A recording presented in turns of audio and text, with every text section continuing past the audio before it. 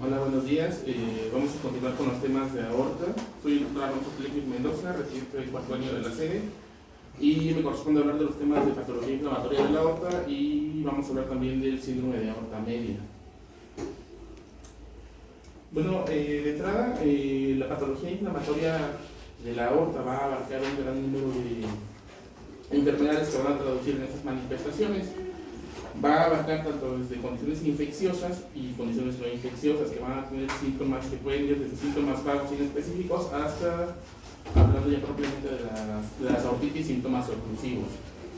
Dentro de las modalidades de imagen multimodal, vamos a tener que vamos a emplearlas o van a ser fundamentales para hacer un diagnóstico.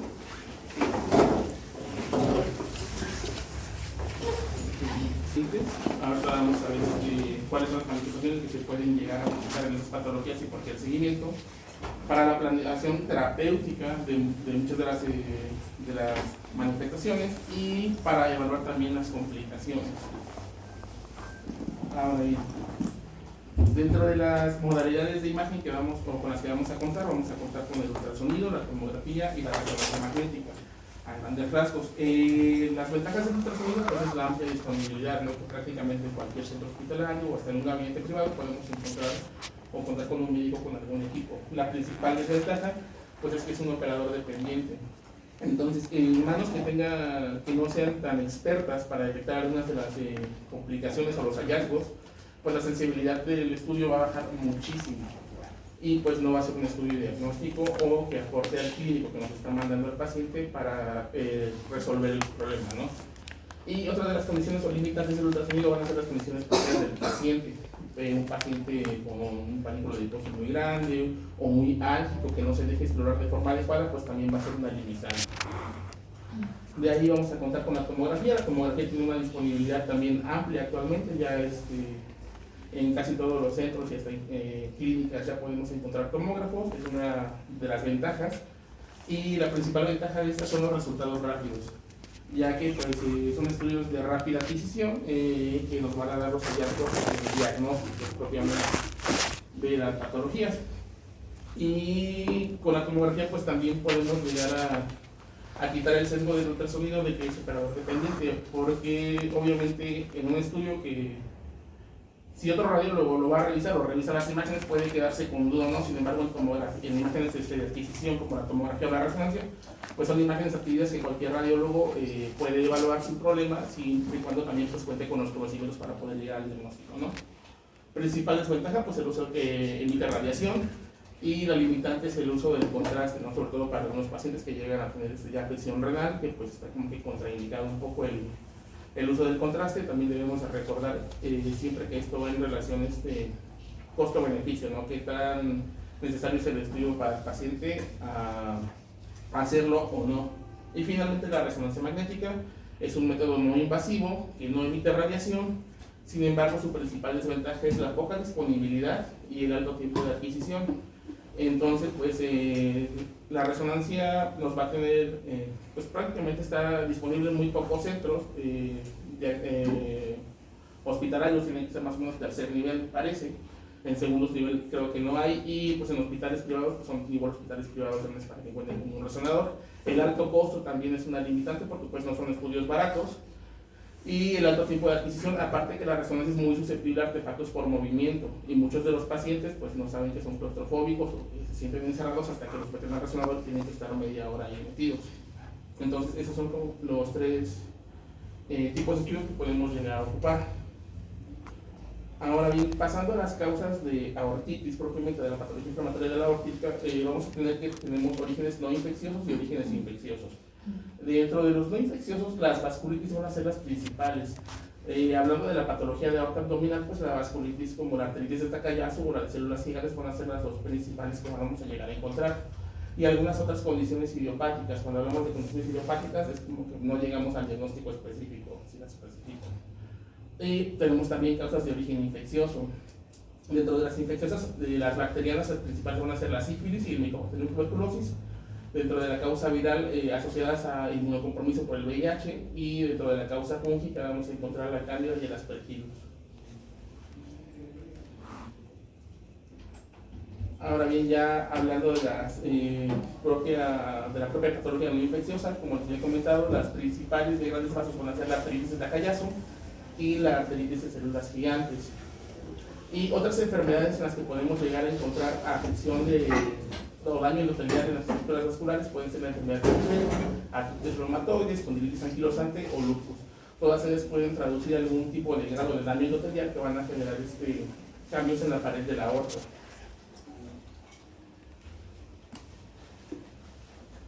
Entonces, les presento esta imagen a modo de esquema, nada más para representar pues, cómo se ve una aorta normal con las capas la íntima, la media y la adventicia bien delimitadas, delgadas, el flujo vascular permeable, no vemos ningún grado de oclusión en la estructura vascular. Sin embargo, vamos a ver grados con una misma arteria, pero ya con enfermedad inflamatoria. Vamos a ver cómo esa pared se empieza a engrosar y aumentar de tamaño, generando una disminución del calibre vascular, disminución del flujo también, y perdón, en ocasiones pues puede llegar a generar una oclusión total, ¿no? Que sería como una de las manifestaciones más urgentes que podríamos llegar a presentar en un paciente que llegue con un cuadro oclusivo. Y otra de las complicaciones que pueden llegar también a presentar ese tipo de pacientes es la formación de aneurismas.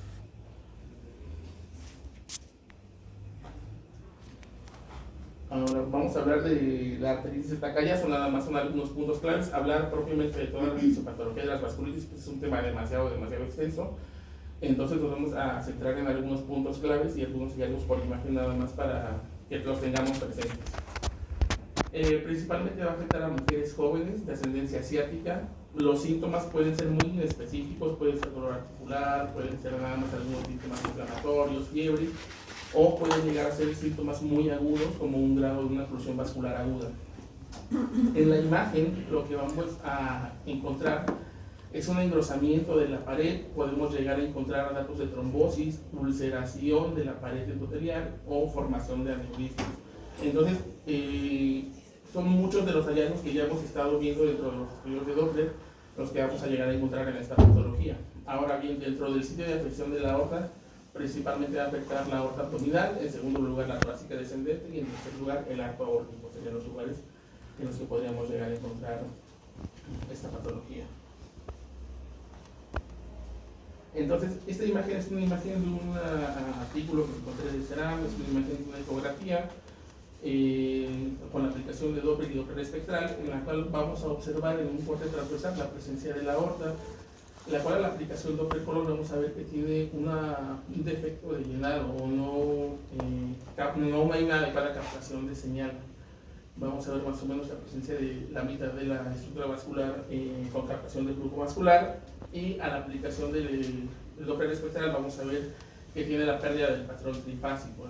Recordemos que pues, esta imagen se tomó a nivel infrarrenal, entonces ya tendríamos que tener un patrón trifásico. Recordemos que donde podemos encontrar un patrón monofásico pues es arriba de la mesentérica superior, y esto nos habla de un patrón de estenosis. Probablemente esa arteria que tiene un engrosamiento parietal que está disminuyendo el calibre vascular y genera una disminución en el flujo sanguíneo. Y tenemos también una imagen por tomografía, es una imagen en un plano axial, en una tomografía contrastada en fase arterial y un reformateo vascular avanzado, en la cual vamos a observar específicamente, bueno, en el corte axial vamos a ver el engrosamiento mural focal en la cara o en la pared lateral izquierda, que disminuye el calibre vascular, y en el reformateo vascular vamos a ver esta zona de estenosis infrarrenal, cómo está perfectamente delimitada y cómo podemos observar el engrosamiento de la pared. Pues no necesariamente va a ser concéntrico, porque en algunas otras de las patologías, bueno, en la siguiente que vamos a ver, el engrosamiento sí es concéntrico completamente.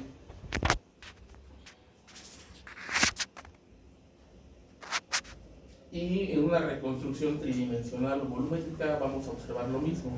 La zona de estenosis a nivel infrarrenal de la arteria aórtica y cómo recupera su calibre en el segmento más distal previo a la bifurcación. Y otra cosa que podemos llegar a encontrar es la presencia de una pequeña estenosis a nivel de la arteria mesentérica superior, a nivel del óseo, ¿no? Que son las cosas que vamos a tener que evaluar en este tipo de patologías. Otra de las condiciones que también vamos a llegar a encontrar es la afección de la inmunoglobulina G4, que es una infiltración linfocitaria. Es un grupo de patologías que van a ser enfermedades fibrilinflamatorias. Generalmente vamos a encontrarlas en hombres mayores y van a afectar la aorta en un 30%. Este tipo de patologías pues tienen una gama de presentación bastante amplia. Podemos encontrarlas con síntomas de pancreatitis autoinmune, colangitis esclerosante o fibrosis retroperitoneal, esto por la infiltración linfocitaria a todos los tejidos. Específicamente hablando de la aorta, vamos a tener que afectar predominantemente la aorta abdominal, las ilíacas comunes en segundo lugar y en tercer lugar la aorta torácica. En esta patología lo característico que vamos a llegar a encontrar pues es el engrosamiento de la pared, el cual va a ser de forma circunferencial. Y esta patología no va a afectar solamente a grandes vasos, esto también puede afectar a vasos de mediano calibre. Entonces, de esta patología tenemos tres imágenes, magnificaciones. La primera es una imagen de cardíaco en un plano axial, la segunda es a nivel de tórax para valorar el arco aórtico y la aorta descendente, y la tercera es una imagen en un plano coronal para valorar parte de la aorta abdominal. En la primera imagen, el hallazgo que está señalado con la flecha naranja es la presencia de un engrosamiento concéntrico de la pared a nivel de la arteria epicárdica coronaria derecha. En la imagen en sagital vamos a ver igual la disminución del calibre del flujo vascular en la aorta descendente en su porción distal y el engrosamiento de la pared y cómo disminuye la luz. Y en la imagen en el plano coronal, pues el hallazgo vascular va a ser igual el engrosamiento que disminuye el calibre de la aorta descendente a nivel infrarrenal. Ahí como hallazgos asociados pues podemos ver una hidronecrosis bilateral y la colocación de dos catéteres dobles marcados con las flechas rojas, que es lo que tendríamos que llegar a encontrar. De esta patología no encontré como tal imágenes ecográficas, pero pues van a ser también patrones espectrales de estenosis o pérdida del patrón básico habitual, que es lo que vamos a llegar a encontrar. Perdón. Ahora bien, hablando de las causas infecciosas, pues lo más común va a ser encontrar Staphylococcus aureus, Salmonella, Treponema pallidum o Mycobacterium tuberculosis, y otras bacterias asociadas, otros patógenos asociados en menor incidencia van a ser la Listeria, el Bacteroides fragilis, el Clostridium septicum o el Campylobacter jejuni.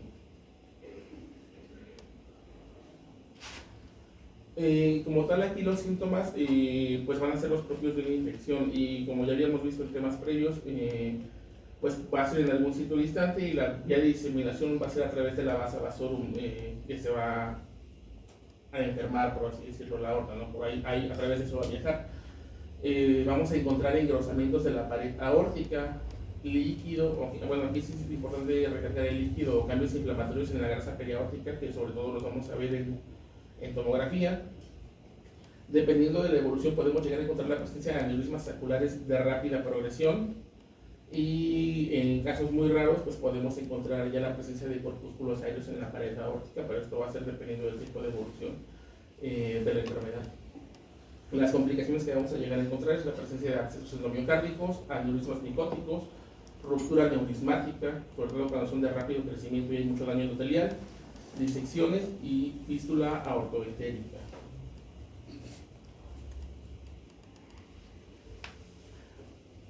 La modalidad que les presento una imagen en ecografía en escala de índices tomada con un transductor convexo. La imagen de la izquierda de frente a ustedes es en un plano longitudinal y la de la derecha es en un plano transversal, en la cual vamos a ver la presencia de una saculación o de un aumento de calibre. Perdón,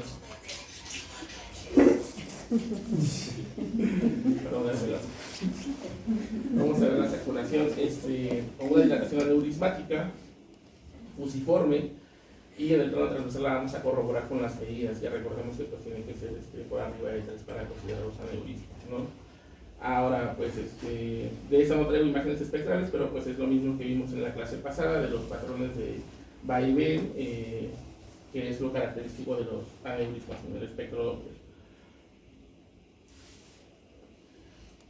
En esta imagen de tomografía contrastada vamos a valorar la presencia de un engrosamiento, de una doble luz, a nivel de la aorta abdominal infrarrenal, la presencia de la dilatación aneurismática sacular la presencia del trombo asociado, que se presenta como un defecto de llenado, y vamos a ver el engrosamiento parietal irregular difuso.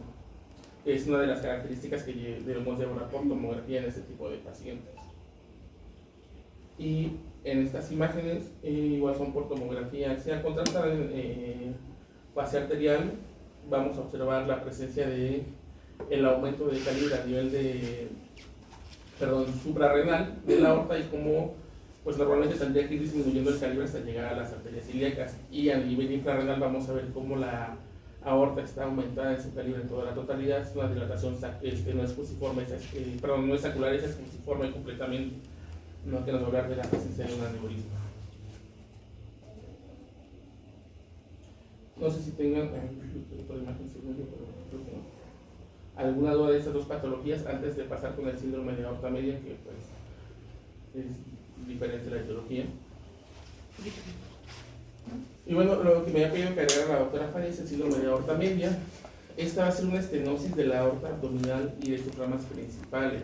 Va a tener una mayor afección a nivel de las arterias renales, y es una patología que pues por desconocimiento, porque la verdad es que es la primera vez que yo escucho de la patología, podemos llegar a pasar por alto.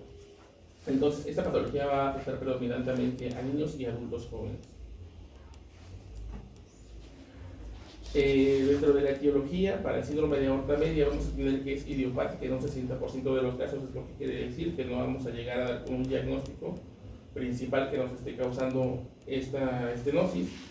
Y la mayoría de la hipótesis más aceptada es una falta de fusión de ambas arterias aortas dorsales en la vida coronaria, más o menos en la cuarta y quinta semana, que es en la formación.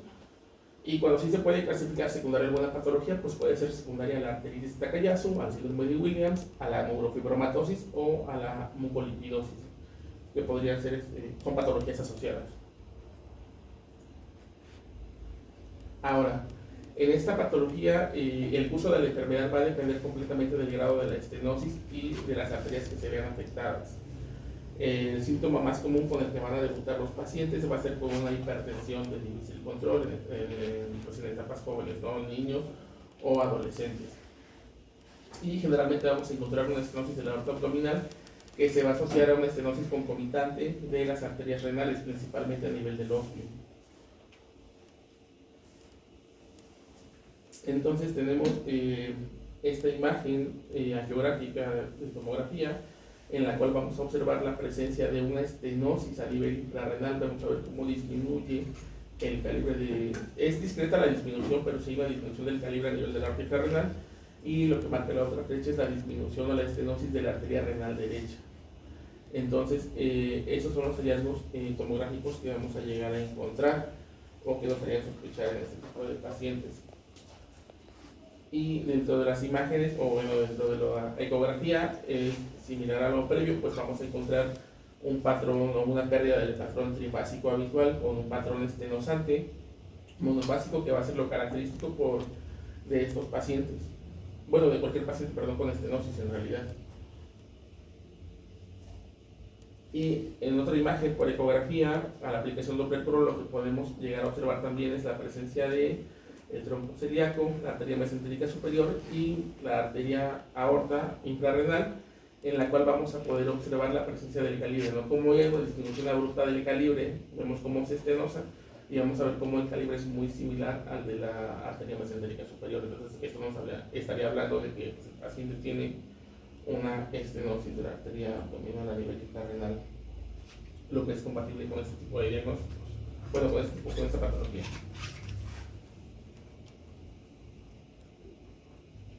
Ahora bien, la angiografía, ya sea por tomografía computada o por resonancia magnética, y la arteriografía van a ser las técnicas de imagen de elección, ya que nos van a permitir la visualización de la aorta y sus ramas principales. Y siempre se deben de realizar reconstrucciones multiplanares y tridimensionales para poder evaluar este tipo de estenosis. Sin embargo, al ser pacientes jóvenes, pacientes pediátricos,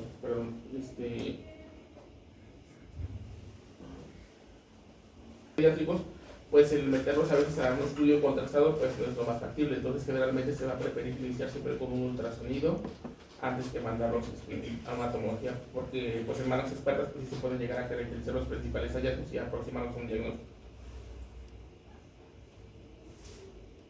Entonces tenemos dos imágenes más de reconstrucciones vasculares, son tomografías con angiotomografías. La primera es una imagen en un plano coronal, la de la izquierda de frente a ustedes, es una reconstrucción de máxima intensidad de proyección, y la imagen de la derecha es en un plano sagital, es una magnificación en la cual vamos a observar la disminución de los calibres a nivel de la aorta infrarrenal y cómo recuperar el calibre en el segmento más distal. Aquí es lo que podemos llegar a encontrar con un patrón característico de estenosis.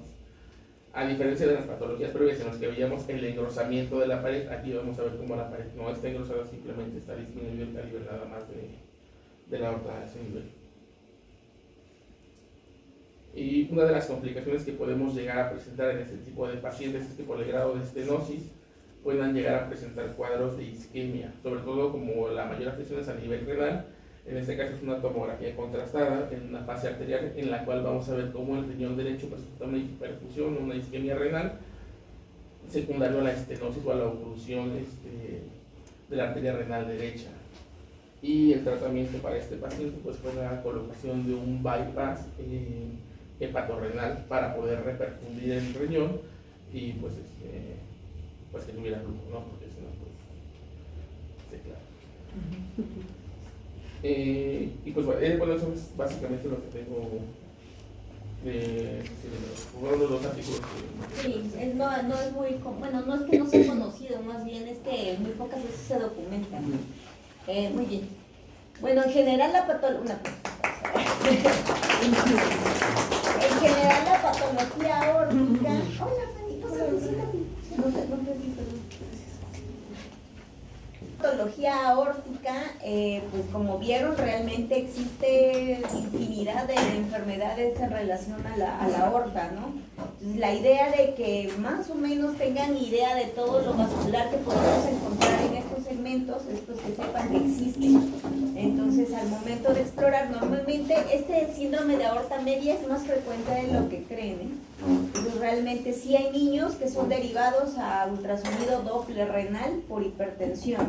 Entonces, más o menos la frecuencia que he visto es en niños de 9 a 14, 16 años.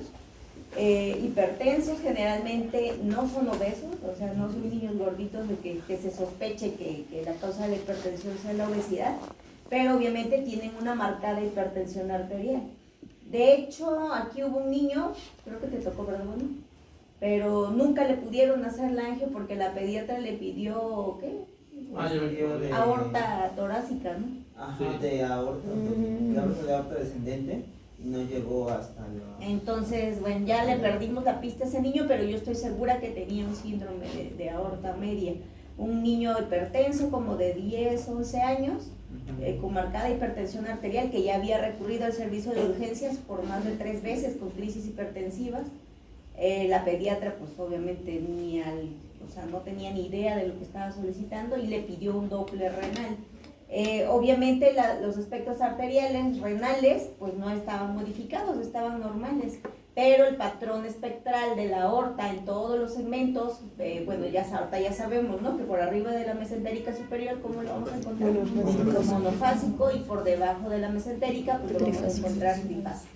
El niño tenía pérdida del patrón trifásico en toda la aorta, de hecho hasta las ilíacas estaban modificadas, entonces era un patrón plenamente monofásico.